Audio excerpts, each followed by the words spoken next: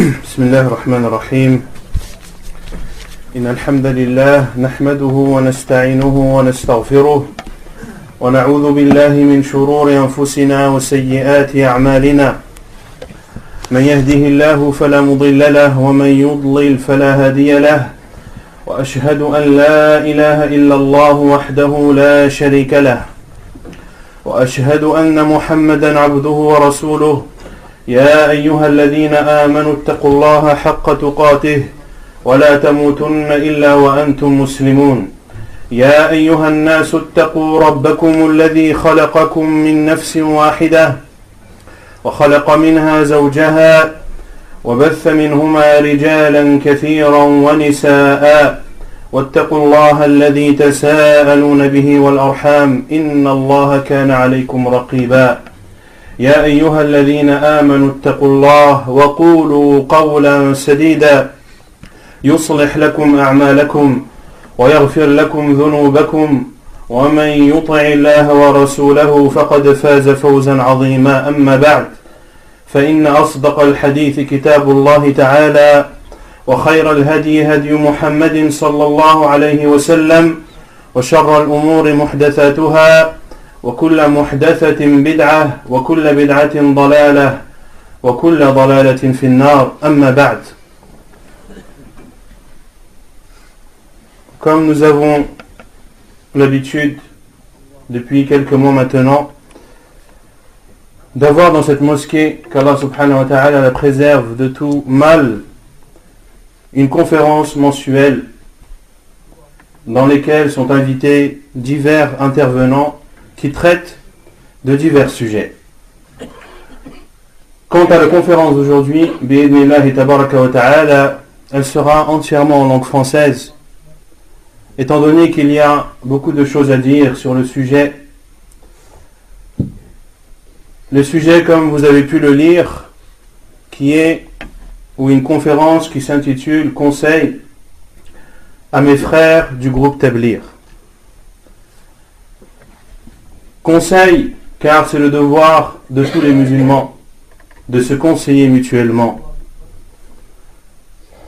Allah subhanahu wa ta'ala dit « Wal asr, inna al-insana lafi khusr, illa alladhina amanu wa amilu s-salihat, wa tawasaw bil haqq, wa tawasaw bis sabr » Par le temps, l'être humain est en perdition, sauf ceux qui ont cru, qui ont accompli de bonnes œuvres, et qui se conseillent mutuellement la vérité et qui se conseillent mutuellement la patience. De se conseiller donc mutuellement la vérité est un devoir et c'est ce qui permet à l'être humain et aux musulmans d'être préservés de la perdition. Et le prophète sallallahu alayhi wa sallam est lui aussi venu appuyer l'importance du conseil en islam lorsqu'il a dit sallallahu alayhi wa sallam Ad-din al-nasiha, la religion c'est le conseil. Comme il a dit Al-Hajj Arafah, il a dit Ad-din al-nasiha. Comme il a dit que le pèlerinage c'est Arafat, de même qu'il a dit la religion c'est le conseil, c'est-à-dire que le conseil est extrêmement important et les fruits de ce conseil apportent beaucoup de bénéfices et sont très bénéfiques. Ils ont dit, mais envers qui, ô envoyé d'Allah, envers qui devons-nous le conseil? Il a dit, à Allah, à son envoyé, au gouverneur des musulmans et à l'ensemble des musulmans. Ce sont donc des conseils que je dirige à nos frères Tabligh, car ce sont nos frères. Il faut les considérer ainsi. Ce sont nos frères en islam.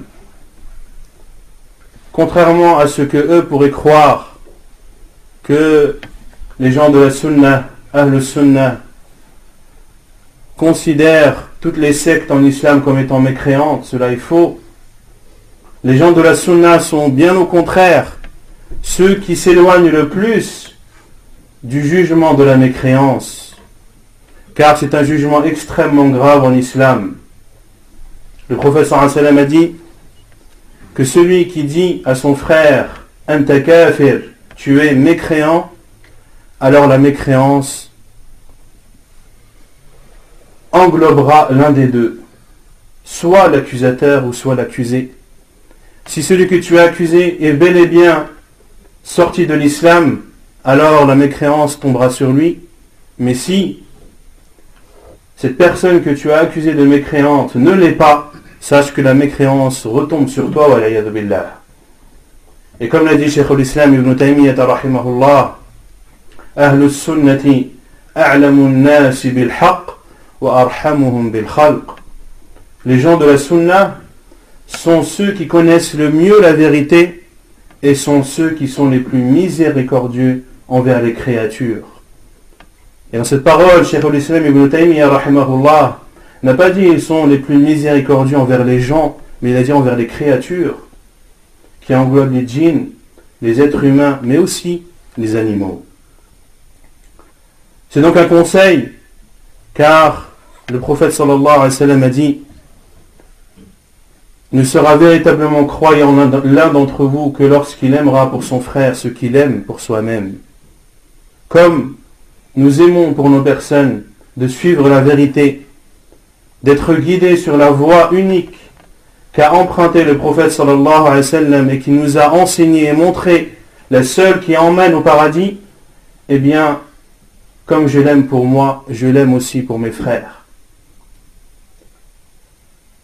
Quant à Jama'at al-Tablir, comme elle est appelée, le groupe des Tablirs, c'est un groupe qui a un fondateur.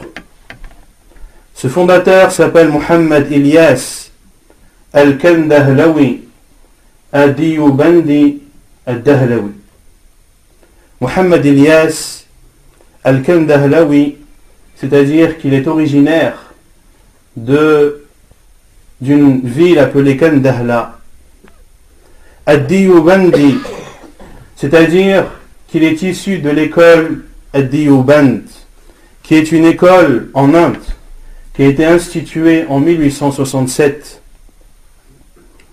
Et ses fondateurs prétendent que c'est le prophète sallallahu alayhi wa sallam qui l'a institué ou qui l'a instauré. Ils disent que c'est le prophète sallallahu alayhi wa sallam qui a instauré cette école. Et ils disent aussi que de temps en temps, le prophète sallallahu alayhi wa sallam ainsi que ses compagnons viennent à cette école pour vérifier les comptes. Wal-'iyadhu billah.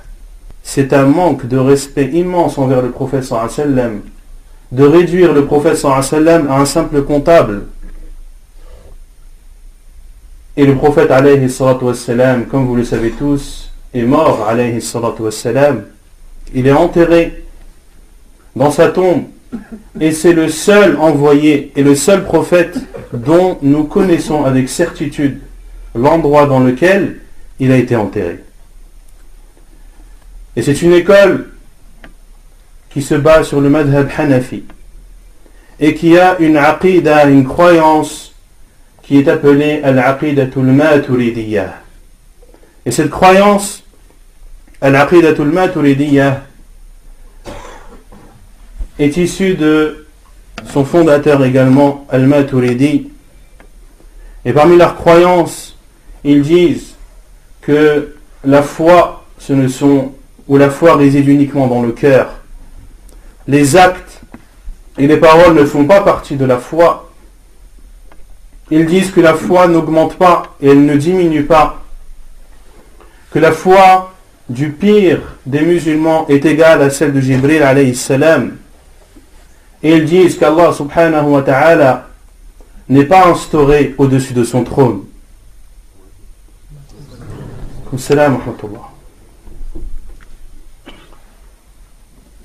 Quant à Muhammad Ilyas, rahimahullah, wa ghafarallahu lana wa lahu, qu'Allah lui fasse miséricorde et qu'il nous pardonne ainsi qu'à lui, il était connu pour suivre le soufisme. Et il n'était pas connu comme étant une personne de science. Il était connu uniquement pour avoir une motivation dans la transmission et dans le prêche de l'islam. Il suivait le soufisme et a prêté allégeance à 4 de ses confréries, Al-Jishtiyya, Wal-Naqshbandiyya, Wal-Qadiriyya, Wal-Sahrawardiyya. Ce sont 4 confréries soufis qui sont chacune plus égarées que les autres. Wal'iyadu billah. Et Inch'Allah ta'ala, si Allah nous le permet, on essaiera dans de prochaines conférences d'expliquer ce qu'est le soufisme et de montrer également la vérité au grand jour à tous les musulmans pour qu'ils connaissent la réalité du soufisme et ce que le soufisme comporte comme adoration à autre qu'Allah subhanahu wa ta'ala, comme abus, comme exagération sur les personnes et comme innovation à l'ayadu billah. Il a prêté allégeance à son cheikh Ahmed al-Kankouhi sur ces 4 confréries ou ces 4 branches du soufisme. Et lorsque son maître est décédé, avant de décéder, il lui a donné le pouvoir que les gens viennent lui prêter allégeance. Et Mohamed Ilyas allait souvent se recueillir auprès de la tombe de Al-Kankouhi pour faire ce que les soufis appellent al-muraqabah, c'est-à-dire de se remettre en cause. Et chacune des différentes parties du soufisme ont des façons différentes de faire ce qu'ils appellent al-muraqabah. Al-Jishtiyya par exemple disent qu'il faut aller à côté de la tombe du maître, de se couvrir la tête et pendant au moins une demi-heure de dire Allahu hadiri, Allahu nadiri, Allahu hadiri, Allahu nadiri. Allah est avec moi et Allah me voit. De dire ainsi pendant une demi-heure, et il conseille entre autres de faire cette séance pendant au moins une fois par semaine. Et ceci est très grave. Le fait de considérer que les morts peuvent avoir une influence, et les gens de la Sunna savent tous que les morts ne peuvent ni t'apporter un bien, ni te préserver d'un mal. Son fondateur est donc Mohamed Ilyas. Comment a-t-il fondé ce mouvement appelé maintenant At-Tabligh? Il le dit lui-même, comment l'idée lui est venue. Il dit que dans un rêve, il a découvert la façon de faire le tabligh. Et il a senti que on lui a insufflé dans son cœur la parole d'Allah subhanahu wa ta'ala, kuntum khayra ummatin ukhrijat lin-nas. Vous êtes la meilleure des communautés qui est sortie aux gens. Si on traduit textuellement.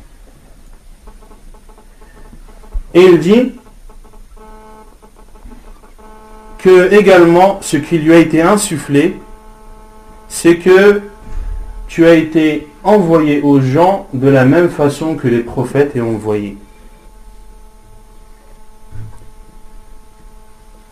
Et il dit, pour terminer son argumentation, que le fait qu'Allah Azza wa Jalla ait dit dans le Coran Ukhrijat lin-nas, qui est sorti pour les gens, cela signifie que l'islam doit être en perpétuel mouvement, à savoir qu'il faut toujours que les gens sortent, qu'ils bougent. Alors que le sens de Ukhrijat lin-nas, comme le disent les exégèses du Coran ou les exégètes du Coran, Ukhrijat lin-nas ay udhirat lin-nas, c'est-à-dire que vous êtes la meilleure des communautés qui a été surgie ou qui est apparue chez les êtres humains.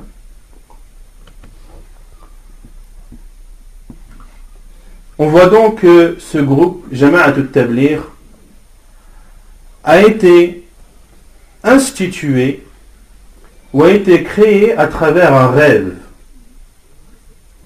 À travers un rêve, et il faut savoir qu'à l'unanimité des savants, comme le dit Al-Qadi Iyad, bi-ijma' al-ulama, que les rêves, on ne doit pas en déduire des jugements juridiques. Il est interdit en islam, à l'unanimité des savants, de déduire d'un rêve un jugement juridique. Si tu as une question que tu te poses, par exemple, et que dans ton rêve tu vois que tu as fait une chose qui répond à ta question, sache qu'il ne faut pas prendre en compte ce rêve. Mais les rêves sont des bonnes annonces des bonnes nouvelles. Et comme l'a dit le prophète sallallahu alayhi wa sallam, le rêve vertueux est une partie de la prophétie. Que le rêve vertueux est une partie de la prophétie. Et il dit aussi, Mohamed Ilyas, il dit, j'ai été ordonné lorsque j'étais à Médine après le Hajj de l'année 1926, j'ai été ordonné de prendre en charge la transmission et le prêche. Et il m'a été dit, nous allons t'utiliser, nous allons faire de toi notre outil de travail.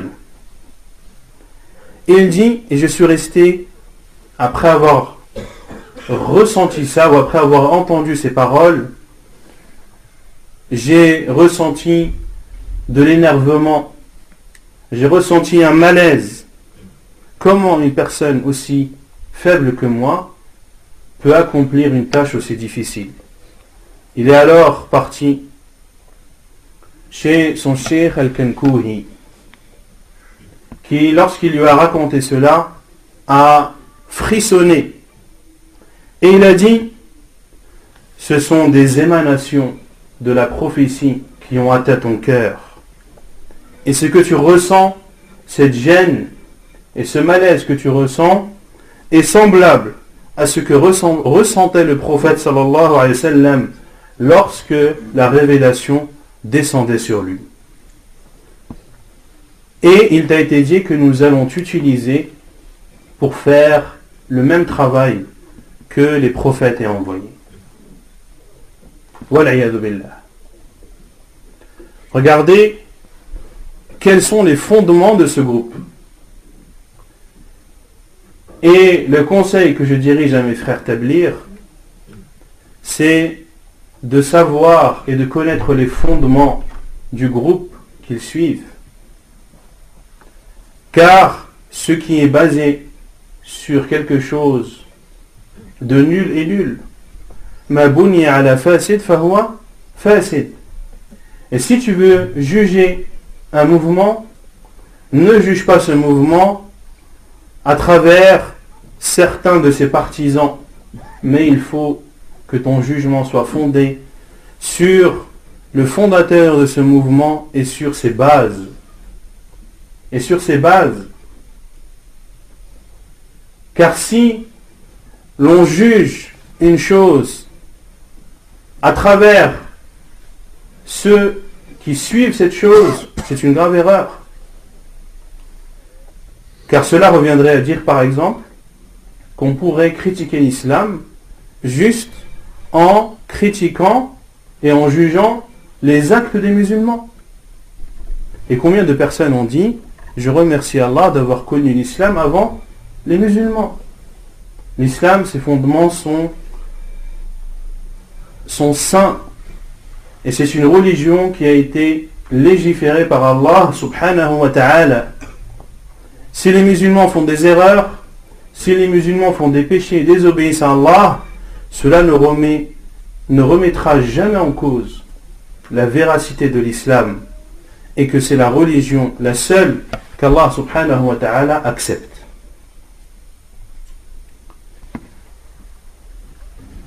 après avoir pris connaissance de comment est-ce que ce groupe a été fondé, on peut en déduire des choses très simples, mais qui sont à la fois importantes. On peut en déduire déjà qu'Abu Bakr radiallahu anhu ne faisait pas partie du groupe des Tabligh. On en déduit aussi que les 10 promis au paradis ne font pas partie de Jama'at al-Tabligh. On en déduit aussi que les Tabi'in, Sa'id ibn al-Musayyab, wa Sa'id ibn Jubayr, wa Muhammad Sirin, les grands parmi les Tabi'in ne faisaient pas partie de Jama'at al-Tabligh. On en déduit aussi que Al-Bukhari et Muslim, ainsi que les autres auteurs des 6 livres des Sunan, ne font pas partie de Jama'at al-Tabligh. On en déduit aussi que Cheikh al-Islam ibn Taymiyyah et que son élève Ibn al-Qayyim, ainsi que l'imam Ibn Kathir, ainsi que l'imam al-Shawkani, ainsi que l'imam al-Sam'ani, ainsi que l'imam al-Nawawi, les grands savants de l'islam, ne faisaient pas partie de Jama'at al-Tabligh, car Jama'at al-Tabligh a été fondée bien après. Elle a été fondée dans notre siècle. On en déduit donc que les savants, nos ancêtres pieux qui nous ont précédés, ne font pas partie de Jama'at al-Tabligh. Mais on peut aussi dire que nos savants contemporains ne font pas partie de Jama'at al-Tabligh.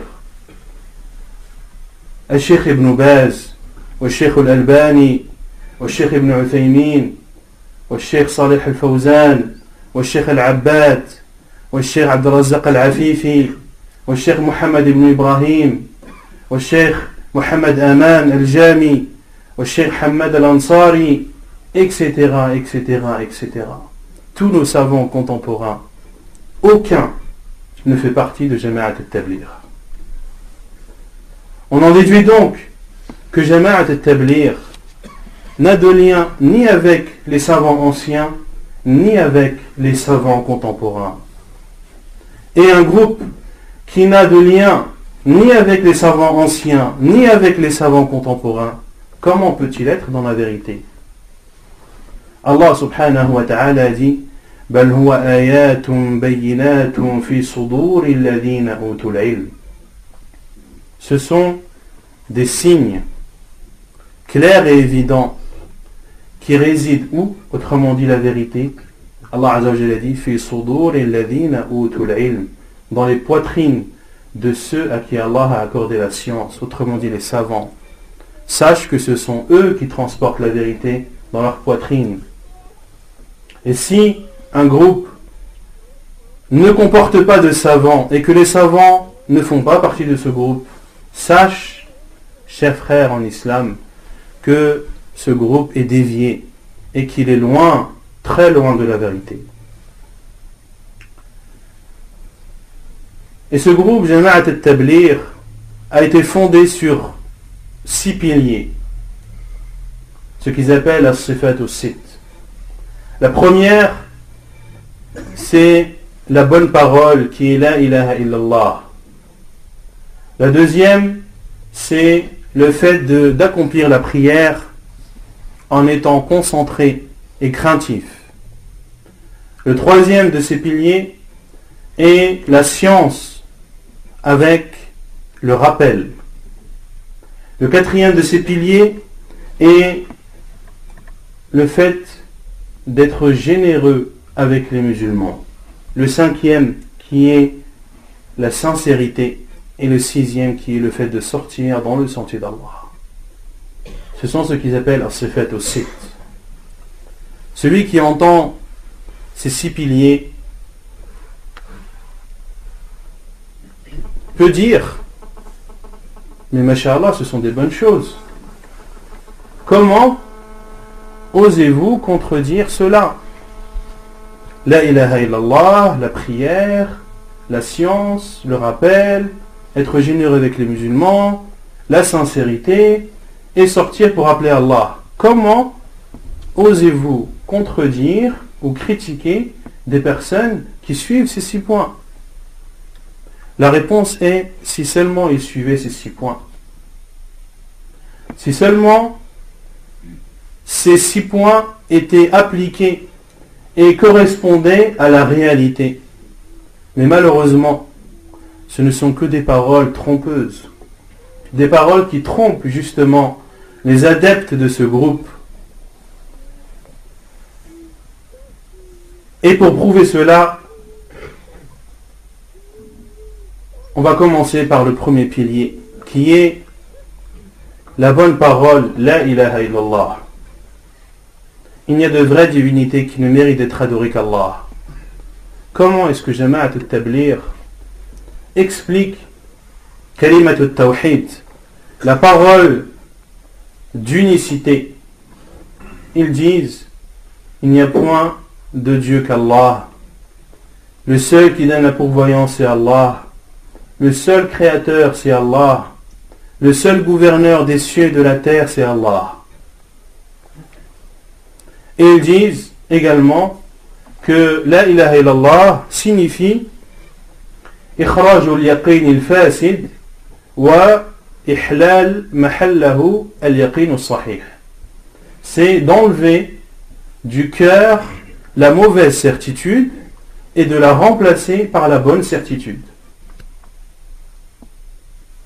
Point final. Voilà comment Jama'at al-Tabligh explique la parole la ilaha illallah. Et celui qui réfléchit et qui médite sur cette explication, que c'est le fait de sortir la mauvaise certitude du cœur et de la remplacer par la bonne, on voit que cette parole n'a de lien qu'avec l'unicité de la Seigneurie, Tawhid al-Rububiyyah. Or, cette même unicité de la Seigneurie, les pires des polythéistes croyaient en cela. Al-Mushrikoun, au temps du prophète sallallahu alayhi wa sallam, attestaient et croyaient et avaient la certitude que Allah subhanahu wa ta'ala était leur créateur, qu'Allah subhanahu wa ta'ala était leur pourvoyeur, qu'Allah azza wa jal était le seul gouverneur. Ils en avaient la certitude. Mais ils adoraient d'autres divinités en dehors d'Allah. Comme le dit Allah azza wa jal, Ma na'buduhum illa liyuqarribuna ila Allahi zulfa. Nous ne les adorons, c'est-à-dire ces divinités, que pour qu'elles nous rapprochent plus d'Allah. Donc ils croyaient en Allah. Est-ce que cela a fait d'eux des musulmans? Bien au contraire.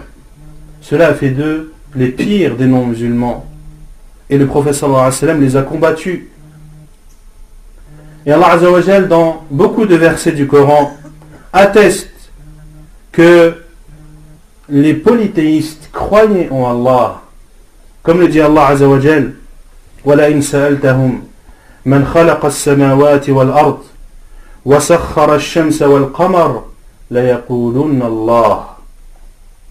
Et si tu les questionnais, c'est-à-dire les polythéistes, qui a créé les cieux et la terre, et qui gère ou a mis à disposition le soleil et la lune, ils te répondront, c'est Allah. Et il dit aussi subhanahu wa ta'ala dans surat al-Zukhruf, وَلَئِنْ سَأَلْتَهُمْ مَنْ خَلَقَهُمْ لَيَقُولُنَّ اللَّهِ. Et si tu les questionnais, qui les a créés, ils répondront, c'est Allah. Ce groupe de Jama'at al-Tabligh donc n'appelle pas à la vraie unicité. Il n'appelle pas à adorer Allah azza wa jal seul sans ne rien ne lui associer. Ils ne mettent pas en garde les musulmans contre le pire des péchés.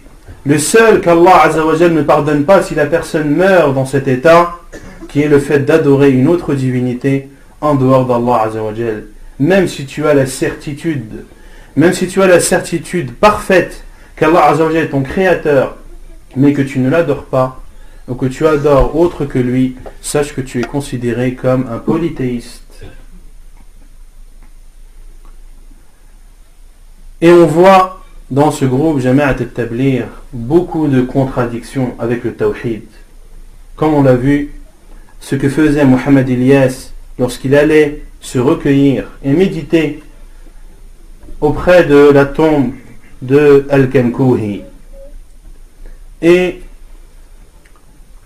la preuve la plus flagrante que ce groupe de Jama'at al-Tabligh n'appelle pas à l'adoration d'Allah seul sans ne rien ne lui associer et qu'il ne lui accorde pas d'importance, c'est le fait qu'il y a à proximité de leur markaz, de leur QG en Inde, à proximité de ce QG, il y a un endroit appelé Nizamuddin. Et c'est un endroit dans lequel les gens adorent autre qu'Allah subhanahu wa ta'ala. Un lieu plein de tombes que les gens visent et pour lesquels ils espèrent le bien et ils espèrent que les habitants de ces tombes leur épargnent des mal, wal-'iyadhu billah, à proximité de leur QG. Si c'était des personnes qui appelaient à l'unicité d'Allah Azza wa Jal, ils commenceraient à balayer devant leur porte avant de parcourir les 4 coins du monde. Et dans leurs livres, également, on constate qu'ils n'appellent pas à l'adoration d'Allah Azza wa Jal seul, sans ne rien ne lui associer. Comme dans leur livre Tabligh Nisab, qui est un livre que Jama'at al-Tabligh, un des fondateurs de Jama'at al-Tabligh, a écrit et qui est destiné essentiellement aux non-arabophones. Et dans ce livre, qui a été traduit en toute langue sauf la langue arabe, un livre qui a été traduit en toute langue sauf en langue arabe. Pourquoi ? Pour que les savants ne prennent pas connaissance de tous les égarements qu'il contient et qu'ils ne mettent pas en garde l'ensemble de la communauté musulmane contre ce livre et contre ses adeptes.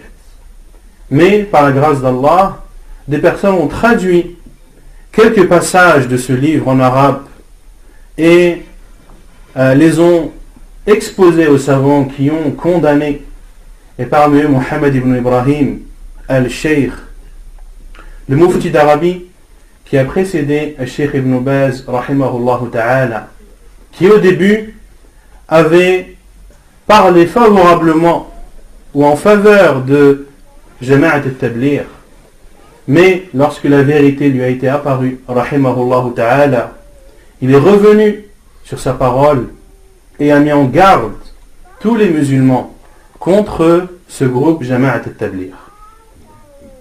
Dans ce livre, qu'est-ce qu'il y a ? Il y a des directives, des conseils. Parmi ces conseils, dirige-toi devant la tombe du prophète sallallahu alayhi wa sallam et dis: ô envoyé d'Allah, je te demande l'intercession. C'est l'associanisme ou le polythéisme même. Le fait d'invoquer autre qu'Allah. Tu ne dois invoquer personne en dehors d'Allah, ni un prophète, ni un ange, ni un saint, ni un vertueux, ni quoi que ce soit. Allah Azza wa Jalla a dit: Ud'ouni astajib lakum. Invoquez-moi et je vous répondrai. Ils disent: dirige-toi vers la tombe du prophète et dis: ô envoyé d'Allah, je te demande l'intercession. Donc tu invoques le prophète sallallahu alayhi wa sallam. Pour que l'invocation soit juste, il faut dire: ô Allah, fais que le prophète sallallahu alayhi wa sallam intercède en ma faveur. Pourquoi t'adresses-tu au prophète sallallahu alayhi wa sallam, qui est une créature qui est morte sallallahu alayhi wa sallam et qui ne t'entend pas? Le prophète sallallahu alayhi wa sallam ne t'entend pas quand tu lui parles. Pourquoi invoques-tu quelqu'un qui ne t'entend pas?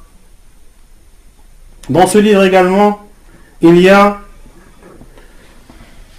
le fait ou un récit, le récit de Ahmed al-Rifa'i. Dans les années 600, était à Médine, et le prophète sallallahu alayhi wa sallam a sorti sa main de sa tombe, afin que Ahmed al-Rifa'i puisse l'embrasser, et ceci sous l'œil de 80 000 personnes. Ceci sous l'œil de 80 000 personnes. Dans ce livre aussi, également, il y a le fait que la Kaaba, quelquefois, va chez certains vertueux dans l'endroit où ils se trouvent. Ce ne sont plus les gens qui vont vers la Kaaba, mais c'est la Kaaba qui va à eux. Et dans ce livre-ci, on y trouve des récits sur le fait que la Kaaba s'est plaint à Allah, s'est plaint à Jibril, et a parlé que l'un d'entre eux a entendu que la Kaaba a dit: oh Allah, je me plains à toi, oh Jibril, je me plains à toi, les gens tournent autour de moi mais sont distraits, ils rigolent, ils parlent. S'ils ne s'arrêtent pas, je tomberai pierre après pierre. La Kaaba pour eux parle. Également, dans ce livre, Tablir et Nisab, il y a le récit d'un homme qui était à Médine et qui avait faim. Il avait tellement faim qu'il est parti devant la tombe du prophète sallallahu alayhi wa sallam. Et il a dit: ô envoyé d'Allah, je suis ton invité. Il dit: puis j'ai été pris d'une somnolence et j'ai vu le prophète sallallahu alayhi wa sallam me donner un morceau de pain. Je l'ai alors mangé, j'ai mangé une partie de ce pain, puis je me suis réveillé et dans ma main il y avait l'autre morceau de ce pain. Vous voyez que dans ce livre, qui n'est pas n'importe quel livre, c'est un livre reconnu chez Jama'at al-Tablir, un livre qui a été écrit pour que les gens suivent ses directives.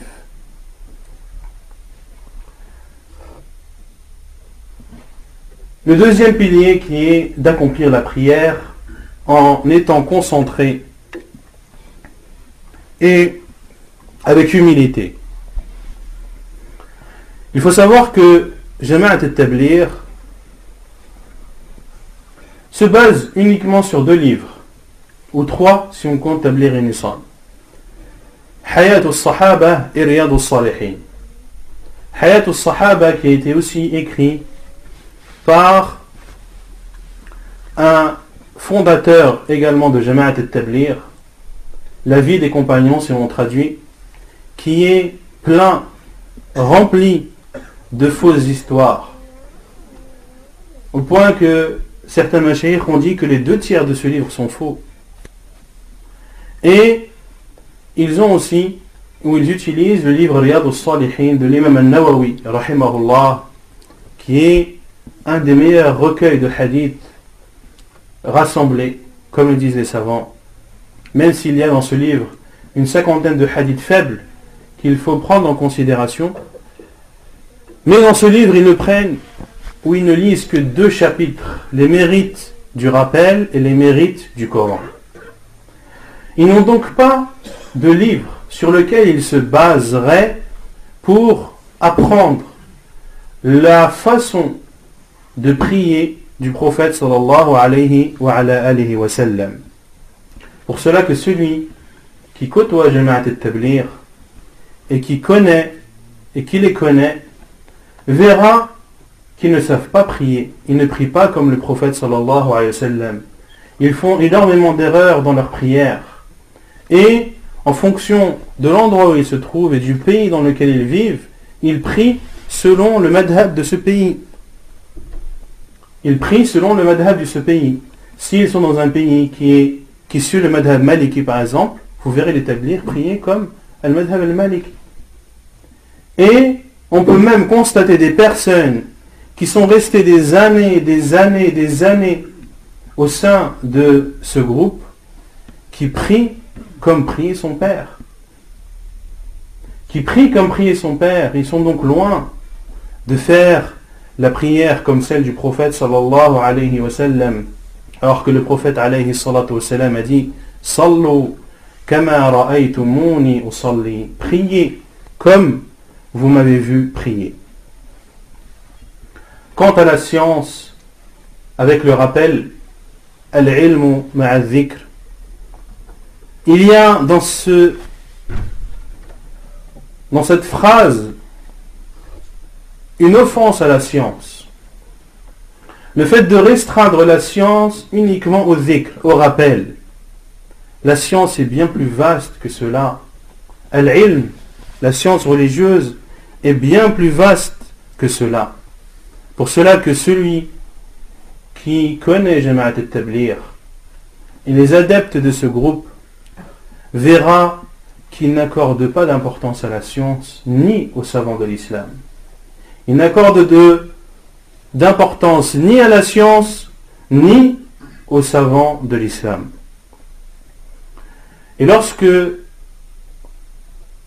l'on discute avec eux et qu'on leur dit vous citez dans vos 6 bases as-sifat as-sitt la science, ils disent oui, mais attention, il y a 2 types de science.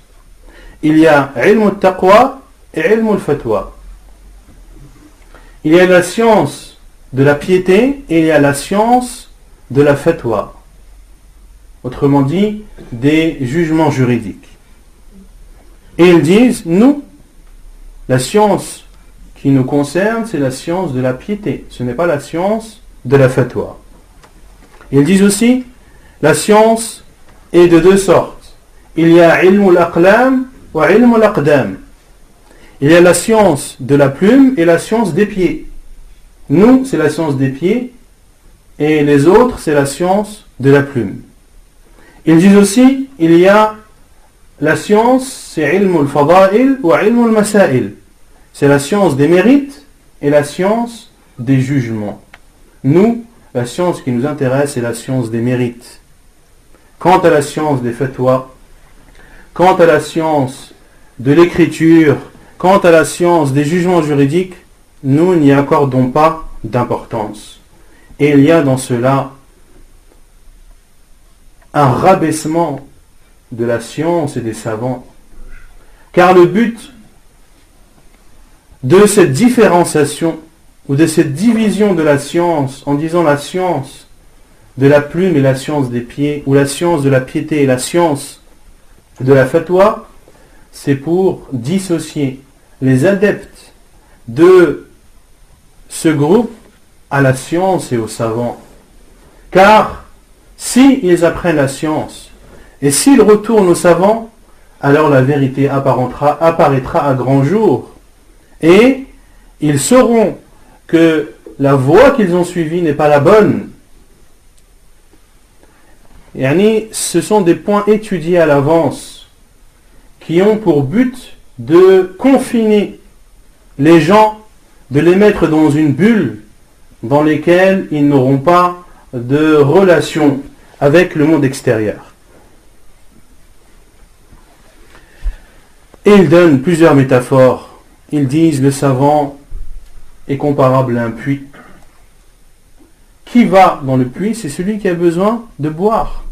Il va dans le puits, il jette son seau, il prend l'eau et il l'utilise. Et si personne ne va à ce puits, alors l'eau commence à pourrir et elle devient impropre à la consommation. Quant à nous, nous sommes comparables à la pluie qui profite à l'ensemble des gens. Quant à nous, nous sommes comparables à la pluie qui profite à l'ensemble des gens. Et ils disent aussi que la science, c'est pour cette vie d'ici-bas, et le khuruj, c'est pour la vie de l'au-delà. Regardez comment ils parlent des savants, en disant que la science, elle ne profite que dans cette vie d'ici-bas. Autrement dit que les savants apprennent la science pour qu'ils qu'ils aient une réputation, pour qu'ils aient un salaire, pour qu'ils puissent manger, boire, dormir et habiter dans des villas luxueuses. Quant à nous, le khuruj, nous espérons la récompense dans l'au-delà. Allah Azza wa Jalla n'a-t-il pas dit Innama yakhsha Allah min ibadihi al-ulama, que ceux qui parmi les serviteurs d'Allah craignent le plus Allah, ce sont les savants. Car plus tu apprends la science, plus tu connais ton Seigneur, plus tu connais la voie du prophète sallallahu alayhi wa sallam, plus tu essaieras d'imiter le prophète sallallahu alayhi wa sallam, et plus tu auras peur, et plus tu auras de l'estime envers Allah subhanahu wa ta'ala. Quant au quatrième pilier chez eux qui est Ikram al-Muslimin, le fait d'être généreux envers les musulmans. Ils sont en réalité généreux entre eux, ou généreux envers celui ou celle qu'ils espèrent amener avec eux. Mais par Allah, s'ils savent que tu es contre eux, s'ils savent que tu mets en garde les musulmans contre eux, ils ne seront pas généreux envers toi. Bien au contraire, ils peuvent en arriver à frapper et à torturer, comme le rapporte Taqiyuddin al-Hilali rahimahullah dans son livre sur Jama'at al-Tabligh, où il rapporte l'histoire d'un frère en Belgique qui a été torturé dans un des QG de Jama'at al-Tabligh. Et il a eu peur de porter plainte, de peur de représailles. Et combien de frères ont été agressés par ces gens de Jama'at al-Tabligh.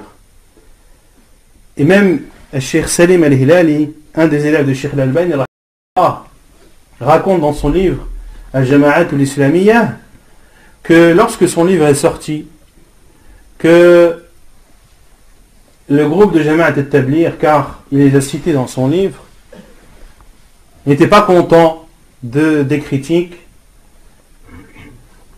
Ils ont d'abord refusé le débat, mais finalement ils l'ont accepté. Et Cheikh Salim al-Hilali est parti avec certains frères dans leur markaz afin de débattre sur les points sur lesquels ils n'étaient pas d'accord. Et Cheikh était entièrement disponible pour traiter, pour répondre à leurs questions. Et lorsqu'il est arrivé, c'est Cheikh lui-même qui le raconte, et lorsque je suis arrivé, ils m'ont vu et ils ont dit c'est lui, c'est lui. Et ils sont venus et ont couru vers moi pour me frapper. Et si ce n'était pas quelques frères qui étaient là pour me protéger, pour me défendre, ils auraient eu ce qu'ils voulaient.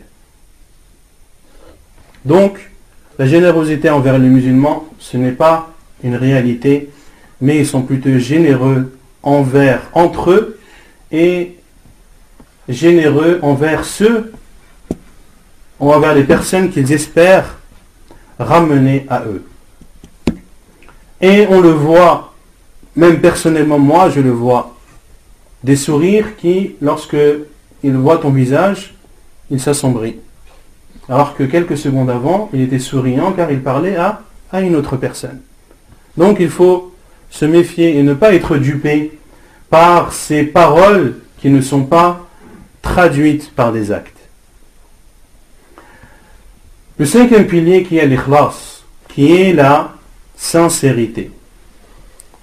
Quant à ce pilier, la sincérité, il faut dire une chose, c'est que effectivement on ressent et on peut constater que les adeptes de Jama'at al-Tabligh sont sincères. Comme le disent certains mashayikh, et la preuve c'est qu'ils n'appellent pas à des fonctions, ou ils ne proposent pas aux gens des bénéfices à tirer de cette vie d'ici-bas, que ce soit de l'argent ou que ce soit des biens. Non. Ils ne sont pas motivés par les biens de cette vie d'ici-bas. Ce qu'ils font donc, on peut en comprendre, et leurs intentions seront jugés par Allah Azza wa Jal qu'ils sont sincères, ou on sent d'eux qu'ils sont sincères. Mais est-ce que la sincérité suffit? Là est la question. Est-ce que le fait de faire une chose avec sincérité, avec la plus pure des sincérités, est-ce que cela suffit pour être dans la vérité? La réponse est non. Il faut que cette sincérité soit accompagnée du suivi de la sunna du prophète sallallahu alayhi wa ala alihi wa sallam.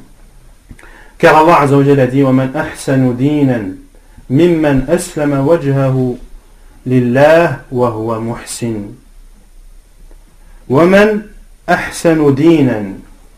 Y a-t-il une religion meilleure que celui qui s'est soumis ou qui a soumis sa face à Allah subhanahu wa ta'ala et qui a été bienfaisant? Et les savants ont dit qui a soumis sa face à Allah, c'est-à-dire qui est sincère, et qui est bienfaisant, c'est-à-dire qui accomplit de bonnes œuvres qui sont en totale concordance avec la sunna du prophète sallallahu alayhi wa sallam. Et Allah Azza wa Jalla dit aussi فَمَنْ كَانَ يَرْجُو لِقَاءَ رَبِّهِ فَلْيَعْمَلْ عَمَلًا صَالِحًا وَلَا يُشْرِكْ بِعِبَادَةِ رَبِّهِ أَحَدًا. Allah Azza wa Jalla a dit également celui qui espère la rencontre de son Seigneur, qu'il accomplisse de bonnes œuvres et qu'il n'associe personne, hamukallah, et qu'il n'associe personne à son Seigneur. Qu'il accomplisse de bonnes œuvres, c'est-à-dire qu'il soit conforme à la sunna du prophète sallallahu alayhi wa sallam et de n'associer personne à Allah, c'est-à-dire de faire cette adoration en totale sincérité. Ensuite, le sixième pilier, qui est pour eux le plus important, qui est al-khuruj fi sabilillah, le fait de sortir dans le sentier d'Allah. Le fait de sortir pour appeler à la religion d'Allah subhanahu wa ta'ala est quelque chose de bien et de recommandé. Et le prophète sallallahu alayhi wa sallam est sorti, ainsi que ses compagnons, radiyallahu anhum, pour appeler les gens à la religion d'Allah. Mais cette parole, le fait de sortir dans le sentier d'Allah, que disent Jama'at al-Tabligh, n'est pas conforme avec la façon de prêcher du prophète sallallahu alayhi wa ala alihi wa sallam. Car ils encouragent tout le monde, toutes les personnes à sortir, que tu sois ignorant, que tu sois que tu viennes de pratiquer la religion ou non. Ils appellent tout le monde, absolument tout le monde, à sortir pour appeler les gens à l'islam. Et ceci est une énorme erreur. Ceci est une énorme erreur. Le prophète sallallahu alayhi wa sallam, lorsqu'il a envoyé ses compagnons, ou certains de ses compagnons pour appeler à l'islam, il a envoyé Ali, radiyallahu anhu, tout seul. Il a envoyé Abu Musa al-Ash'ari, radiyallahu anhu, tout seul. Il a envoyé Mu'adh ibn Jabal, tout seul. Ce sont des compagnons du prophète sallallahu alayhi wa sallam qui avaient de la science. Le prophète sallallahu alayhi wa sallam n'a pas dit à ses compagnons, allez, que chacun sorte et qu'il appelle à l'islam. Non. Malgré que le besoin était ressenti au temps du prophète sallallahu alayhi wa sallam, l'islam venait d'être révélé au prophète sallallahu alayhi wa sallam. La plupart des gens n'étaient pas musulmans, donc il y avait un besoin fort d'appeler les gens à l'islam et à l'adoration d'Allah subhanahu wa ta'ala. Mais le prophète sallallahu alayhi wa sallam n'a envoyé de ses compagnons que ceux qui avaient la science. Comment est-ce que Jama'at al-Tabligh procède dans leur khuruj fi sabilillah, comme ils le disent, le fait de sortir dans le sentier d'Allah? Ils disent que celui qui veut sortir, il doit marcher à pied. Et ça, je suppose que beaucoup d'entre vous ont dû le constater. Ils disent qu'il faut sortir à pied. Il faut savoir que le prophète sallallahu alayhi wa sallam a vu un homme qui a fait le vœu de ne pas monter sur une monture. Il a fait le vœu de ne pas monter sur une monture et le prophète sallallahu alayhi wa sallam lui a ordonné de monter sur la monture. Amara man anzara an yamshi an yarkab. Il a ordonné à celui qui a fait le vœu de marcher à pied, le prophète sallallahu alayhi wa sallam lui a ordonné de monter sur la monture. Le fait donc de marcher à pied lorsqu'il y a une monture, de marcher à pied au point de se faire mal à soi-même, de marcher des dizaines et des dizaines de kilomètres en pensant que cela est une adoration d'Allah Azza wa Jal et en pensant que cela te rapproche d'Allah, sache que c'est une erreur. Et cela ne fait pas partie de la sunna du prophète sallallahu alayhi wa sallam. Le prophète alayhi wa sallam n'a-t-il pas fait le hajj sur sa monture? Le prophète sallallahu alayhi wa sallam ne faisait-il pas le tawaf sur sa chamelle? Et le prophète sallallahu alayhi wa sallam a dit à cet homme: Inna Allah ghaniyun an ta'zibi hada nafsah. Qu'Allah se passe du châtiment que cette personne se fait à lui-même. Le fait de marcher et de se faire du mal en marchant, en ressentant des douleurs, etc., cela ne fait pas partie de la sunna du prophète sallallahu alayhi wa sallam. Bien au contraire, cela fait partie d'une des voies des soufis, ou cela fait partie des actes du soufisme, qui les soufis auparavant sortaient dans les plaines et dans les vallées et dans les déserts. Ils sortaient à pied et ils disaient: celui qui prend avec lui des dirhams, alors il aura placé sa confiance dans ces dirhams. Celui qui part avec une monture, alors il aura placé sa confiance dans cette monture. Et il marchait, il marchait, il marchait. Certains mouraient de faim, d'autres mouraient de soif, d'autres étaient attaqués par des bêtes féroces, et d'autres étaient sauvés par des gens qu'ils avaient croisés dans leur chemin. Le fait donc de marcher en se faisant du mal à soi-même et en considérant que cela fait partie de la sunna du prophète sallallahu alayhi wa sallam, eh bien, il faut savoir que cela est faux. Ensuite, ils disent qu'il faut sortir 4 mois dans la vie, qu'il faut sortir 40 jours dans l'année, qu'il faut sortir 3 jours par mois. Tout ceci n'a pas de source et n'a pas d'origine, ni dans le livre d'Allah, ni dans la sunna du prophète sallallahu alayhi wa sallam. Mais ils disent: comment dites-vous que cela n'a pas de sens ou n'a pas d'origine, alors qu'Allah Azza wa Jalla a dit dans le Coran: Fasihu fil ardi arba'ata ashhur. Parcourez la terre 4 mois, dans Surat At-Tawbah. La réponse est: lisez le verset qu'il y a avant. Et vous verrez à qui Allah Azza wa Jalla s'est adressé. Bara'atu min Allah wa rasulihi ila alladhina ahadtum min al-mushrikin fasihu fil ardi arba'ata ashhur.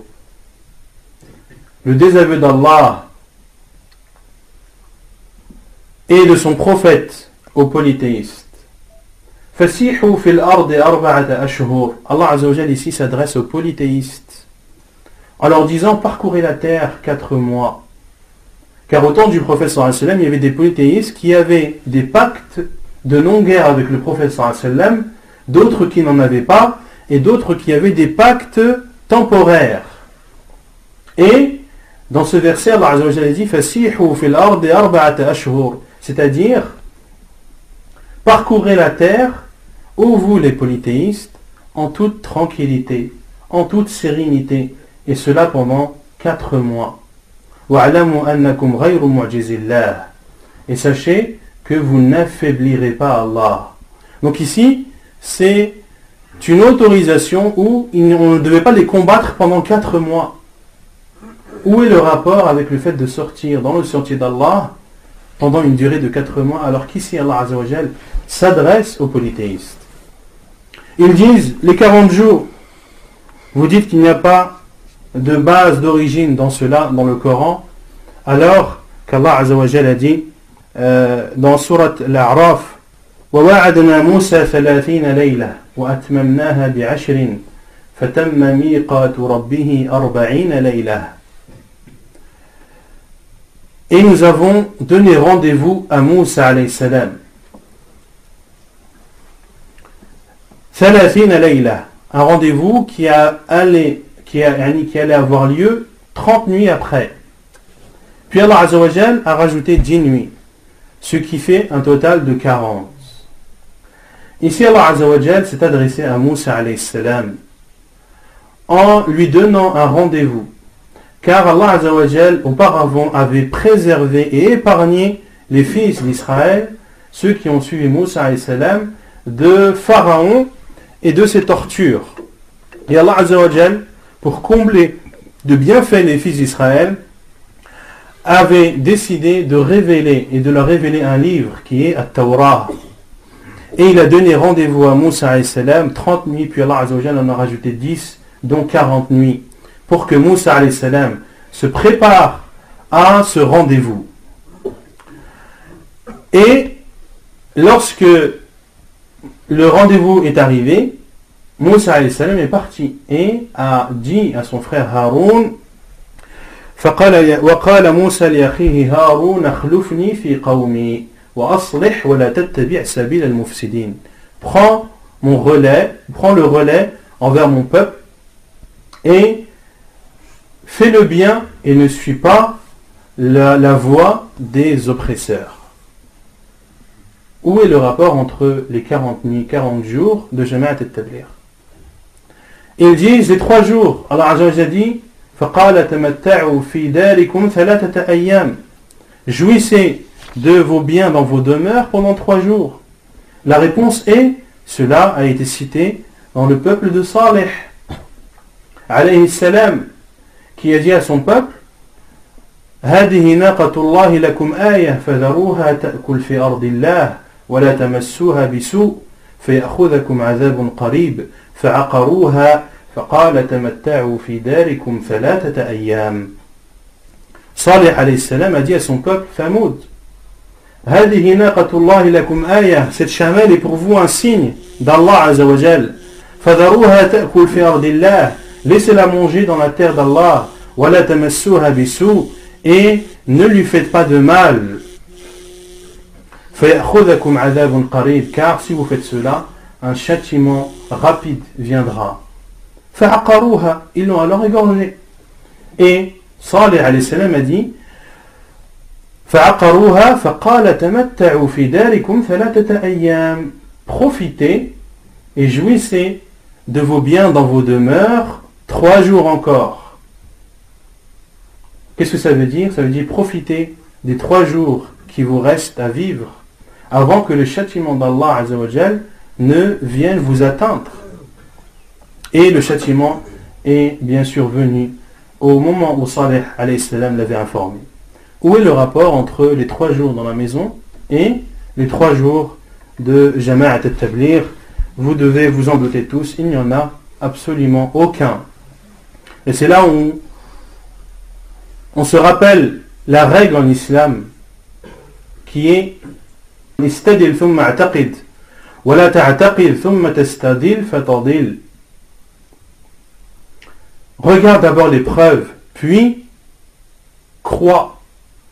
Et ne crois pas, puis rechercher les preuves, car tu t'égareras. Un musulman suit et adore Allah Azza wa Jal avec science, c'est-à-dire que avant de faire quelque chose, tu dois d'abord en avoir la preuve. Tu ne dois pas faire la chose, puis rechercher dans le livre d'Allah et dans la sunna du prophète sallallahu alayhi wa sallam ce qui pourrait être une preuve de près ou de loin et qui justifierait de près ou de loin l'acte que tu fais. Car en faisant cela, tu seras égaré. Et c'est ce qu'ont fait Jama'at al-Tabligh. Ils ont d'abord instauré, ou leur groupe a d'abord été instauré, puis ils ont recherché dans le livre d'Allah et dans la sunna du prophète sallallahu alayhi wa sallam ce qui pourrait être une preuve et ce qui pourrait justifier les actes qu'ils font. Et cela est un moyen d'égarement évident. Il faut d'abord avoir la preuve, puis adorer. Ils ont al-jawlah. Qu'est-ce que le jawlah? C'est le fait de sortir, appeler les gens après salat al-asr, les appeler à assister au discours qui aura lieu à la mosquée après salat al-maghrib, ce qu'ils appellent al-bayan. Mais cette jawla, ce n'est pas une sortie comme les autres. C'est une sortie qui doit suivre des règles bien précises et qui doit se faire d'une manière bien précise. Tout d'abord, il faut au minimum être 3. Il faut qu'il y ait al-amir, il faut qu'il y ait al-dalil et il faut qu'il y ait al-mutakallim. Il faut qu'il y ait l'émir, le responsable. Il faut qu'il y ait al-dalil, c'est-à-dire celui qui connaît les lieux et celui qui connaît les gens, qui va pouvoir dire au groupe, voilà où il faut aller, voilà où il ne faut pas aller. Et al-mutakallim, celui qui parle. Sans oublier bien sûr celui qu'ils appellent al-dinamo. Al-dinamo, c'est la 4e personne qui reste à la mosquée et qui invoque Allah subhanahu wa ta'ala et qui fait des invocations et des rappels pour donner à ceux qui sont sortis la lumière. Pour donner à ceux qui sont sortis la lumière. Et celui qui reste à la mosquée doit se couvrir les yeux, il doit méditer, il doit être concentré, ne doit pas être distrait pendant cet acte extrêmement important, car de sa sincérité et de sa concentration en dépend le résultat de ses frères qui sont sortis. Et l'amir dit Assalamu alaikum, jama'a zarukum fi sabilillah. L'amir, il dit Assalamu alaikum, quand ils arrivent chez des gens, nous sommes un groupe qui sont venus vous visiter pour Allah. Et le seul qui est autorisé de parler, c'est al-mutakallim. C'est celui qui a pour fonction de parler. Et avant de sortir, c'est-à-dire lorsqu'ils sortent, avant de parcourir les rues, ils se réunissent et invoquent Allah subhanahu wa ta'ala en groupe, afin qu'Allah les aide, les soutienne et qu'il leur facilite leurs tâches. Et beaucoup d'histoires à ce sujet, à savoir que des personnes qui n'ont pas entendu leur appel, puis ils se sont rendus compte que celui qui était à la mosquée, pendant un certain moment, était distrait et parlait avec un autre frère. Et c'est pour cela que leur jawla a échoué. Et il faut savoir que dans le Marquez, le QG de Jama'at al-Tabligh en France, qui est à Saint-Denis, il y a une personne, 24 heures sur 24, qui fait le rappel et qui invoque Allah pour l'ensemble des jama'at, pour l'ensemble des groupes de Jama'at al-Tabligh de France. Chaque jama'a a cette personne lorsqu'ils font la jawla, mais il y a celle aussi qui est là-bas, H24, et ils font cela à tour de rôle. Ils ont aussi la parole qu'ils disent après chaque prière, Inna falahana wa najahana, que notre félicité et notre réussite est dans la suivi de la sunna du prophète sallallahu alayhi wa sallam. Nous vous demandons de patienter après salat sunna pour écouter des rappels ou des paroles de rappel, etc., etc. Tout ceci est une innovation. Il n'y a rien dans la sunna du prophète sallallahu alayhi wa sallam qui prouve cela. Et tous les tablighs dans les 4 coins du monde utilisent les mêmes paroles. Ils utilisent les mêmes paroles et le font au même moment. Ils considèrent que cela les rapproche d'Allah subhanahu wa ta'ala et que c'est comme cela qu'il faut adorer. Or, le professeur Hassan ne l'a pas fait. Et Cheikh al-Islam al-Taymiyyah rahimahullah a cité dans plusieurs de ses livres une règle extrêmement importante en islam, qui est le fait que si une chose qui était existante au temps du prophète sallallahu alayhi wa sallam et que le prophète sallallahu alayhi wa sallam pouvait faire mais qu'il n'a pas fait, et que quelqu'un après lui vienne faire cette chose, sachez que cette chose est une innovation. Une chose qui était existante au temps du prophète sallallahu alayhi wa sallam. Est-ce que la da'wa était existante au temps du prophète sallallahu alayhi wa sallam? Oui. Est-ce que le prophète sallallahu alayhi wa sallam avait la possibilité de dire à ses compagnons, lorsqu'ils sortent, de sortir au minimum 3, qu'il y ait l'amir, qu'il y ait le dalil, qu'il y ait le mutakallim, qu'il y ait la 4e personne, et que lorsque il y a le bayan après le maghrib, etc. Est-ce que le prophète sallallahu alayhi wa sallam avait la possibilité de faire cela? La réponse est oui. Mais est-ce que le prophète sallallahu alayhi wa sallam l'a fait? La réponse est non. Donc celui qui fait ça, donc celui qui fait une chose qui était présente au temps du prophète sallallahu alayhi wa sallam, qu'il pouvait faire mais qu'il n'a pas fait, cela est une innovation. Il y a al-bayan, le fameux discours après Salat al-Maghrib, le discours tant attendu et tant convoité. Il est appelé al-bayan, pas pour n'importe quelle raison, parce qu'Allah subhanahu wa ta'ala dit dans le Coran, Ar-Rahman, 'allama al-Qur'an, khalaqa al-insan, 'allamahu al-bayan. Car Allah Azza wa Jalla a dit, le tout miséricordieux, qui a enseigné le Coran, qui a créé l'être humain, et qui lui a enseigné al-bayan. Mais ici les savants disent al-bayan, huwa an-nutq, c'est le fait de prononcer, de parler. Allah Azza wa Jalla a permis et a enseigné à Adam alayhi salam l'ensemble des mots, comme cela est cité dans Surat al-Baqarah. Et dans ce bayan, il faut citer les 6 caractéristiques de Jama'at al-Tabligh. Al-kalimatu tayyibah, la prière, etc., etc. Il ne faut pas sortir de ce contexte. Sauf si c'est pour parler de la certitude, de la foi, etc. Mais celui qui sort de ces directives, il est considéré comme avoir contredit et enfreint la règle.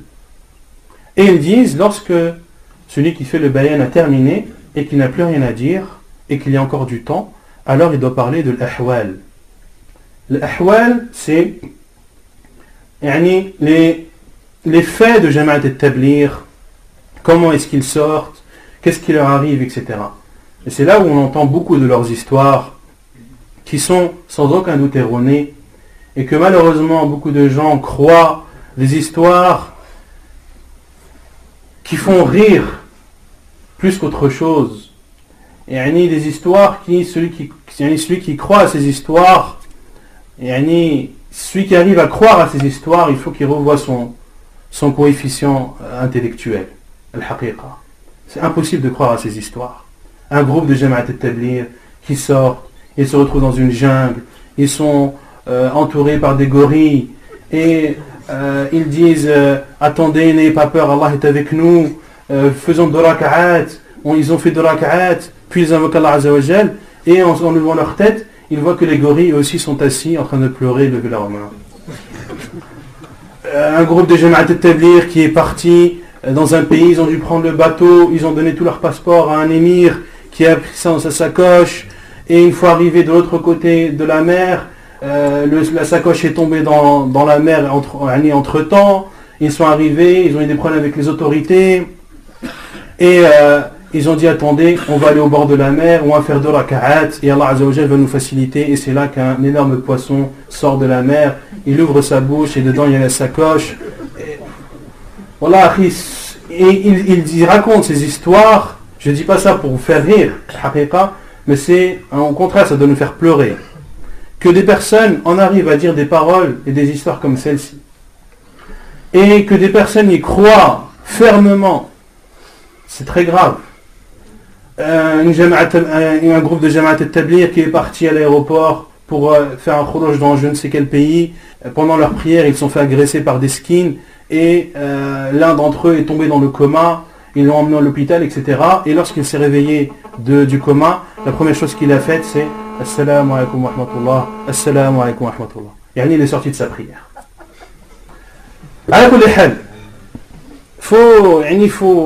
C'est pour cela que la science, comme le dit Ibn Qayyim, c'est Qala Allah, Qala Rasuluhu, Qala Sahaba. La science, c'est Allah a dit, le prophète sallallahu alayhi wa sallam a dit, les compagnons ont dit, c'est ça la science, ce n'est pas tel jama'a a fait ci, tel jama'a a fait cela, même si cela est potentiellement possible. Et cela fait partie de karamat al-salihin, karamat al-awliya. Al-karamat, les gens de la sunna croient en al-karamat. Comme le dit Cheikh al-Islam Daimien dans Al-Furqan, que si tu vois un homme marcher sur la terre, sur la mer, ou voler dans les airs, applique sur lui le Coran et la Sunna. Et si tu vois que ses actes sont en concordance avec le Coran et la Sunna, sache que c'est un vertueux à qui Allah Azza wa Jalla a accordé un miracle et un bienfait. Et si tu vois que ces actes sont en totale contradiction, sache que c'est un charlatan. Et parmi les particularités de ceux, parmi les serviteurs d'Allah, à qui Allah Azza wa Jalla a accordé des miracles et des faits extraordinaires, qui, comme je le dis, sont possibles et ont déjà eu lieu à plusieurs reprises, ce ne sont pas des personnes qui le disent. C'est des personnes qui gardent cela pour eux. Et j'aimerais établir non seulement cela est faux, non seulement ils ne le gardent pas pour eux, mais en plus ils disent cela pour égarer les gens. Et ils n'hésitent pas à mentir pour cela. Wal'iyadhu billah. Et ils ont beaucoup d'ambiguïté qu'ils apportent. Celui qui parle avec eux, qui discute avec eux, et ici une petite parenthèse que je veux ouvrir, c'est le fait que beaucoup d'entre nous, parmi les gens à qui Allah Azza wa Jalla a accordé de suivre la vérité, de suivre la sunna du prophète sallallahu alayhi wa sallam, beaucoup ne se comportent pas avec ceux qui ne sont pas dans la voie droite. Beaucoup se comportent comme ils ne devraient pas se comporter. On peut entendre quelquefois des personnes dire non, il fait partie de Jama'at al-Tabligh, je ne lui parle pas, je ne lui adresse pas la parole, je ne le conseille pas, je ne lui souris pas, etc., etc. Cela est une erreur. Je m'explique. Il y a, où les salafs ont parlé de hajr al-mubtadi', le fait de s'éloigner des gens de l'innovation, de ne pas les côtoyer, de peur que l'on soit influencé par eux, ou de peur qu'ils mettent en nous une ambiguïté que l'on pourra difficilement enlever. Et beaucoup de paroles de salaf à ce sujet, si des salaf ou des gens de l'innovation venaient à eux pour leur dire est-ce que je peux lire sur toi un verset du Coran, il dit non. Est-ce que je peux lire sur toi au moins un hadith du prophète sallallahu alayhi wa sallam, seulement le lire? Il disait non. Il insistait et parmi les salaf il disait soit tu pars ou soit c'est moi qui pars. Il faut comprendre envers qui on doit avoir un tel comportement. On doit avoir un comportement comme celui-ci, c'est-à-dire s'éloigner des gens de l'innovation, des gens de l'innovation qui appellent à leur innovation, des gens de l'innovation qui ont reçu le conseil, à qui on a montré la vérité de la meilleure des façons et qu'ils ont refusé et persistent dans leur égarement et appellent les gens à cet égarement. Celui-là, effectivement, il faut en éloigner le plus possible. Mais ce petit jeune, le miskin, qui, il y a 3 jours, rôdait dans les rues et se retrouve du jour au lendemain avec Jama'at al-Tabligh, il ne connaît ni Jama'at al-Tabligh, ni le fondateur, ni ce qu'ils font. Lui, il considère qu'il est dans le bien, il se sent bien, il passe ses journées à la mosquée, etc., etc. Et parfois même, et souvent maintenant, Jama'at al-Tabligh font des lavages de cerveau et disent à ces jeunes, regardez le bien dans lequel nous sommes. Nous sommes dans la mosquée toute la journée, nous apprenons le Coran, nous lisons les hadiths du prophète sallallahu alayhi wa sallam, nous faisons le dhikr, les du'a, etc. Regardez, et vous êtes ici, et vous n'espérez ni aucun bien de cette vie d'ici-bas, ni argent, ni bien. Vous ne voulez dans cela que la face d'Allah subhanahu wa ta'ala. Mais attention, vous allez trouver des gens dehors qui vont vous dire que ce que vous faites n'est pas bien, qui vont vous dire que ce que vous faites est une innovation. Ils ne vont pas vous adresser la parole. Vous les verrez, ils ont les visages crispés, ils vous considèrent comme des non-musulmans, etc., etc. Ce petit jeune miskin qui va sortir et qui va voir en face de lui des gens qui ne lui adressent pas la parole, qui ne lui parlent pas, etc. Qu'est-ce qu'il va dire? Il va dire, ah, c'est ceux-là dont on m'a mis en garde, ceux qui disent qu'on est des mécréants, etc., etc. Et il va le voir, cette idée. Et plus les choses vont rester ainsi, et plus il sera réconforté dans ses idées. Mais si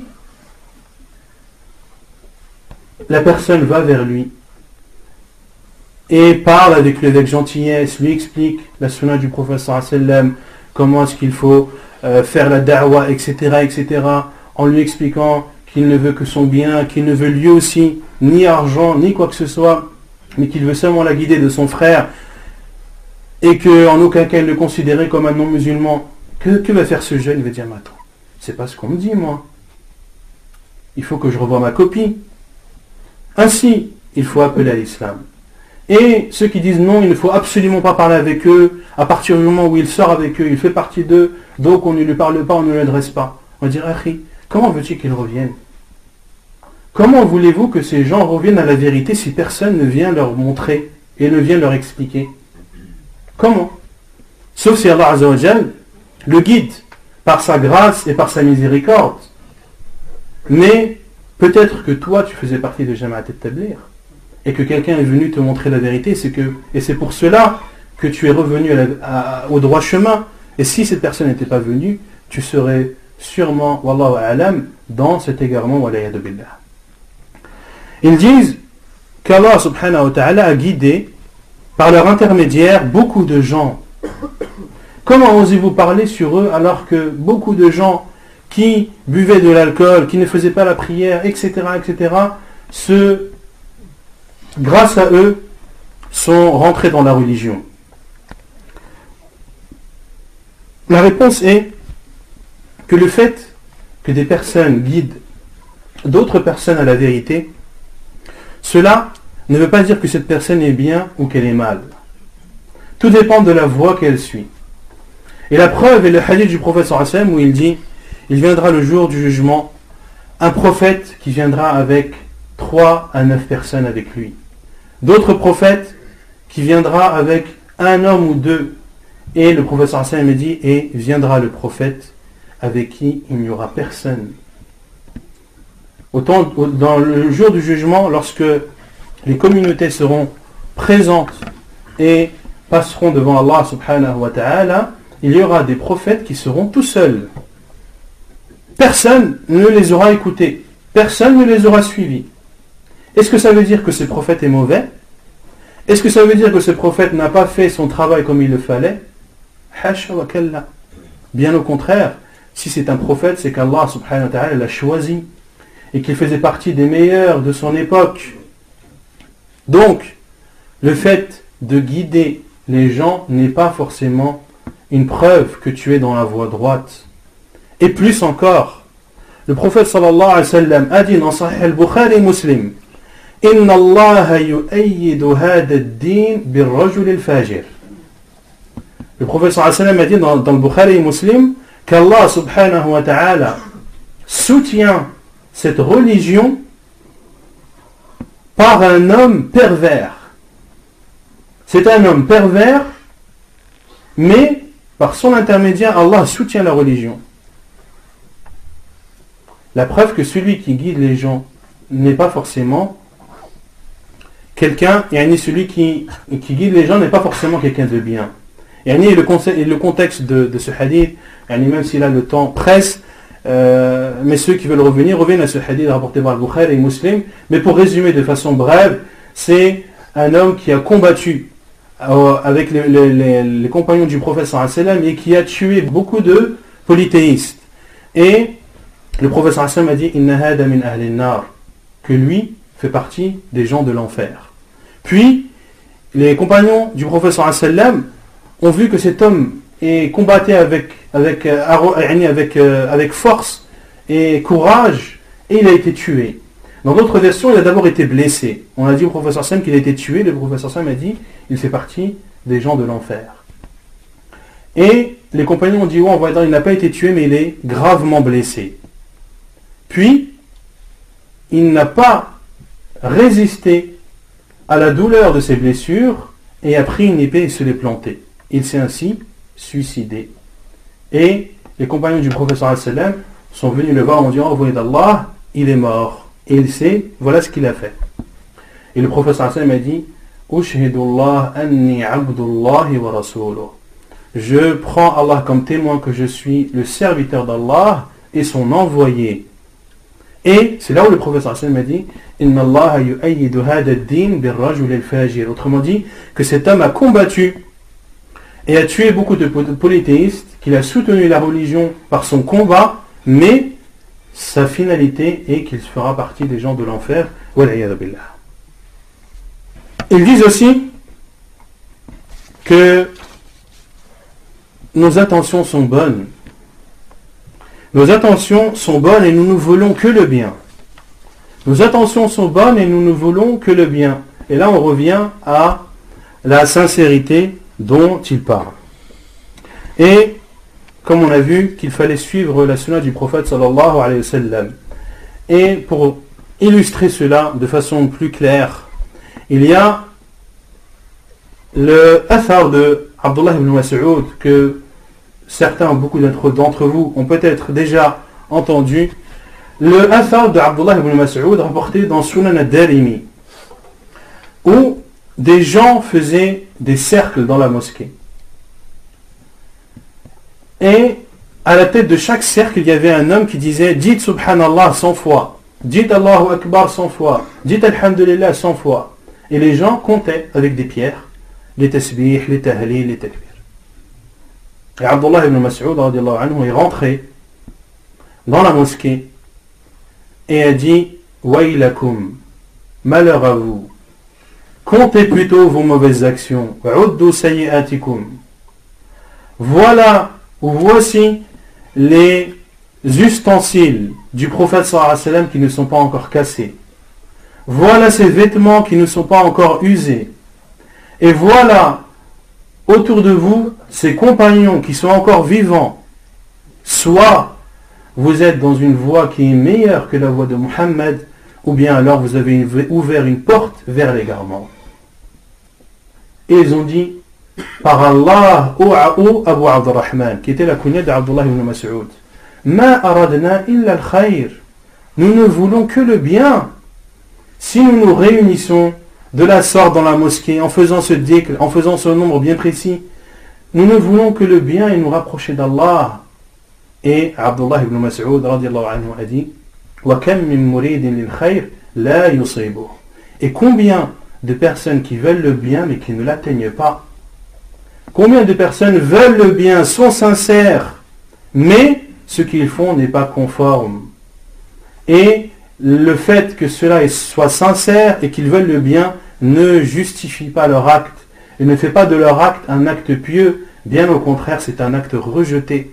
Comme l'a dit le prophète sallallahu alayhi wa sallam, Man amila amalan laysa alayhi amruna, celui qui fait un acte sans qu'il y ait notre commandement, fahuwa radd, il est rejeté. C'est-à-dire qu'il n'est pas accepté d'Allah subhanahu wa ta'ala. Ils disent également,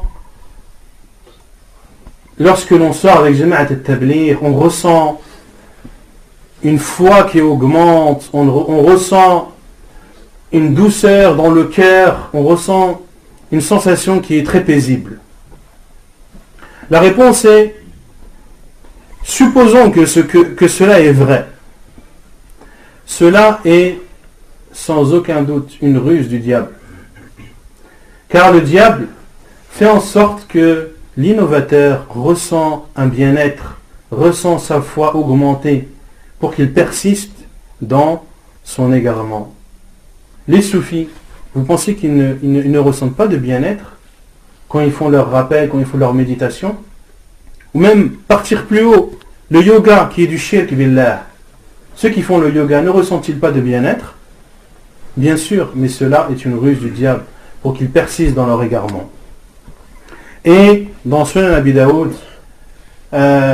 Zaynab, la femme de Abdullah ibn Mas'ud, avait mal à l'œil. Et elle allait chez un juif qui lisait sur elle, et lorsqu'il lisait sur elle, elle sentait que l'état de son œil s'améliorait. Elle n'avait plus mal. Et Abdullah ibn Mas'ud a condamné son acte. Et elle a dit, mais quand je vais chez lui, je n'ai plus mal. Et Abdullah ibn Mas'ud a dit, c'est un diable qui est dans ton œil et qui te fait mal jusqu'à ce que tu ailles chez ce juif. Il arrête de te faire mal et tu penses que tu es guéri alors que tu ne l'es pas. Et les salafs aussi rapportent cela dans leurs livres, comme l'imam Ibn Battah dans son livre Al-Ibana et l'imam Al-Harawi dans son livre Zamm al-Kalam. Ils disent que le diable fait en sorte que la personne ressente une douceur, ressente un bien-être lorsqu'il est dans son innovation. Et celui qui suit la sunna du prophète sallallahu alayhi wa sallam et qui suit les directives d'Allah subhanahu wa ta'ala, il n'aura pas besoin de tout cela.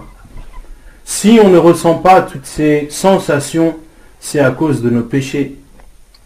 C'est à cause de nos désobéissances. Si notre cœur a durci, c'est parce qu'on n'a pas suivi l'islam comme il le faut. Allah Azza wa Jalla n'a-t-il pas dit لو أنزلنا هذا القرآن على جبل لرأيته خاشعا متصدعا من خشية الله. Si nous avions révélé ce Coran sur une montagne, tu l'aurais vu s'humilier par la crainte d'Allah. Une montagne, s'humilier, fondre devant le Coran. Donc celui qui suit la sunna du prophète sallallahu alayhi wa sallam et suit les directives n'a pas besoin de faire ce genre de choses pour adoucir son cœur. Abu Bakr radiallahu anhu n'était pas un soufi, il était encore moins un tabléri, mais lorsqu'il priait, il ne pouvait pas prier à cause de ses pleurs. Radiallahu anhu. Donc, si les personnes ressentent cette dureté, il faut la remédier, non pas avec l'innovation, mais avec la sunna du prophète sallallahu alayhi wa ala alihi wa sallam. Et ils disent aussi que vous critiquez Jama'at al-Tabligh, mais vous n'êtes jamais sorti avec eux. Comment pouvez-vous critiquer une chose alors que vous ne la connaissez pas? La réponse est effectivement, celui qui juge quelque chose, il doit la juger en parfaite connaissance de cause. Comme le disent les savants, al-hukmu 'ani shay far'un 'an tasawwurihi. Le fait de juger une chose, eh bien, implique le fait de bien la comprendre et de bien la schématiser. Mais est-ce que le fait de juger une chose et de la comprendre, est-ce que le fait de la comprendre veut dire qu'on doit la faire par nous-mêmes? Est-ce que pour comprendre une chose, je suis obligé de la faire par moi-même? La réponse est non. Il suffit qu'une personne de confiance t'apporte une information pour que tu l'acceptes. Et si l'on disait cela, alors les savants n'auraient pas le droit de répondre aux questions liées aux monstrues et aux lochis, car eux ne connaissent pas les monstrues et les lochis. Donc le fait que des personnes de confiance t'apportent une information, cela suffit pour faire un jugement ou pour en baser un jugement. Allah Azza wa Jalla a dit Ya ayyuhalladhina amanu in ja'akum fasiqun binaba'in fatabayyanu. Ô vous qui avez cru, lorsqu'un pervers vous apporte une information, alors vérifiez-la. Et Al-Imam Ibn Kathir rahimahullah dans son tafsir a dit, on comprend de cela que si une personne de confiance vient nous rapporter une information, que nous n'avons pas besoin de la certifier. On doit vérifier l'information qui émane d'un pervers. Cela veut dire que nous n'avons pas besoin de vérifier l'information qui provient d'une personne de confiance. Et tout ce que j'ai dit sur Jama'at al-Tabligh, ce ne sont pas une, deux, trois personnes de confiance, mais des centaines et des milliers de personnes de confiance qui rapportent ces faits. Ce sont même Jama'at al-Tabligh eux-mêmes qui avouent cela. Et c'est aussi des personnes qui avant étaient avec ce groupe et qui sont revenus.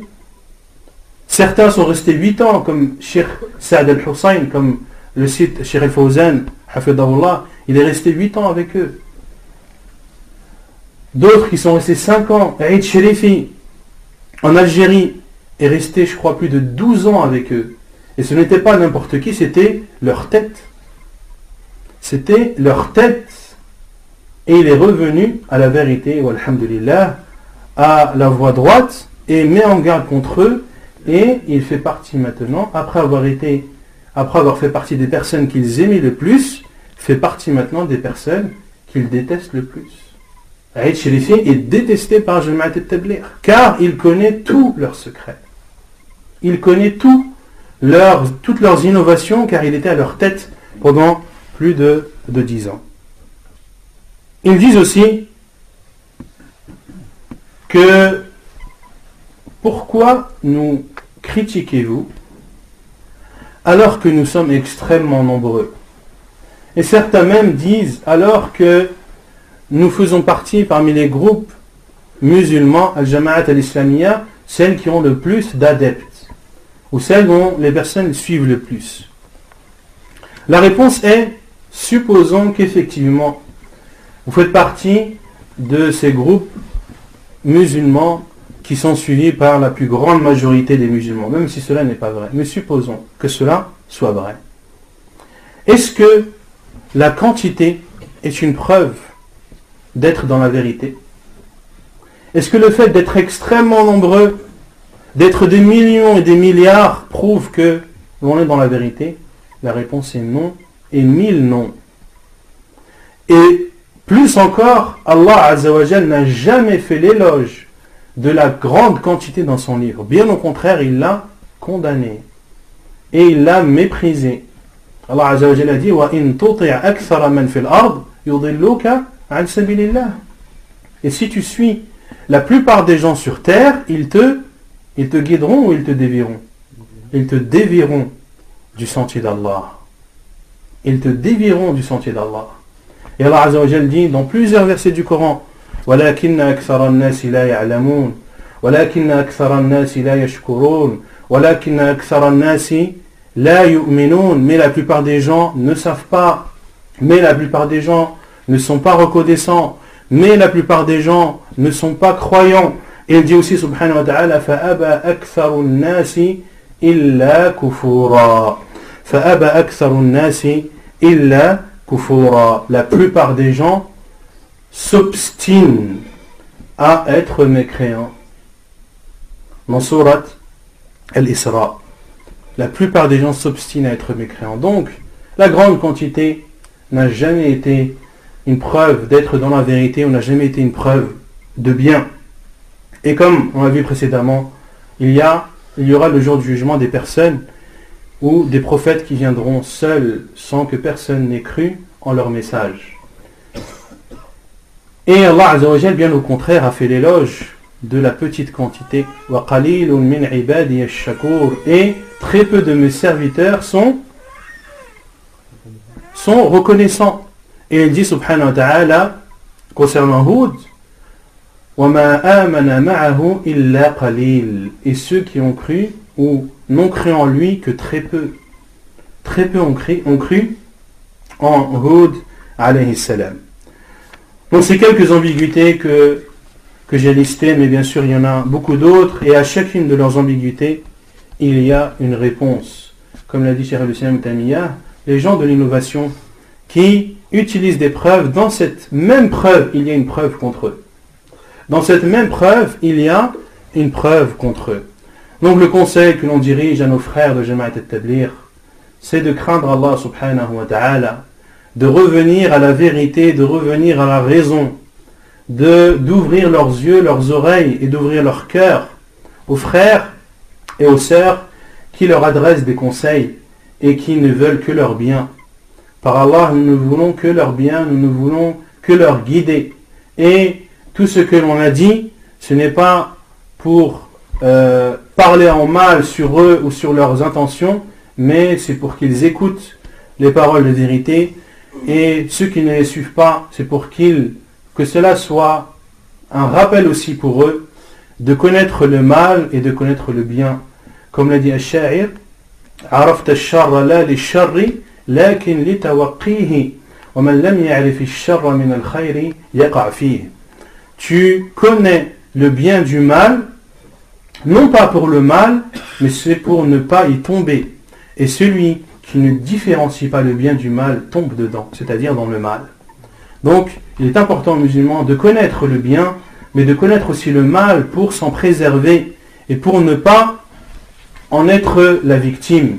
Donc le conseil que l'on dirige à nos frères, c'est de craindre Allah Azza wa Jal et de suivre la sunna du prophète sallallahu alayhi wa sallam, de ne pas être adepte de ce groupe qui est en toute franchise un groupe innové. Et les savants de l'islam, à notre époque, ont mis en garde contre le fait de sortir avec ce groupe, Cheikh Ibn Baz, même si certains disent que Cheikh Ibn Baz est pour, oui, il disait au début que il disait du bien de Jama'at al-Tabligh, mais Cheikh Ibn Baz, rahimahullah, est revenu et il a une dernière fatwa qui met en garde contre Jama'at al-Tabligh. Cheikh Ibn Uthaymin, Cheikh al-Albani, Cheikh Abdul Razzaq al-Afifi, Cheikh al-Ghudayyan, Cheikh al-Fawzan, les savants, tous les savants de l'islam, des 4 coins du monde ont mis en garde contre Jama'at al-Tabligh et ont montré leur égarement et le fait qu'ils ne suivent pas la sunna du prophète sallallahu alayhi wa alihi wa sallam. Il y a dans cela un rappel pour celui qui est doué d'intelligence. Il y a dans cela un rappel pour celui qui est doué d'intelligence. On conseille à nos frères de revenir à la vérité. Et j'allais dire à nos frères et sœurs, mais oui, il faut dire maintenant à nos frères et sœurs, car malheureusement, les sœurs aussi sortent fi sabilillah. Il y a maintenant aussi le khuruj pour les femmes. Cela n'est pas restreint aux hommes, mais aux femmes maintenant. Donc on dit à nos frères et sœurs de revenir à la raison, de revenir à la vérité et de suivre la sunna du prophète sallallahu alayhi wa sallam, car c'est la seule voie qui pourra apporter leur félicité et leur victoire, et le fait de persister dans l'innovation en pensant que cela les rapproche d'Allah subhanahu wa ta'ala, même s'ils se sentent bien, etc. Il faut qu'ils cassent cette sensation et il faut qu'ils demandent la protection d'Allah subhanahu wa ta'ala contre le diable, car en persistant ils penseront qu'ils se rapprocheront d'Allah azza wa jal, mais bien au contraire ils s'en éloigneront. Nas'alullah tabaraka wa ta'ala an yuriyana al-haqqa haqqan wa an yarzuqana ittiba'ah wa an yuriyana al-batila batilan wa an yarzuqana ijtinabah. Nous demandons à Allah azza wa jal de nous montrer la vérité et de la suivre, et nous demandons à Allah azza wa jal de nous montrer le mal et de nous en abstenir. Wa sallallahu wa sallam wa baraka ala nabiyyina Muhammad wa ala alihi wa sahbihi ajma'in wa akhiru da'wana anil hamdulillahi rabbil alamin.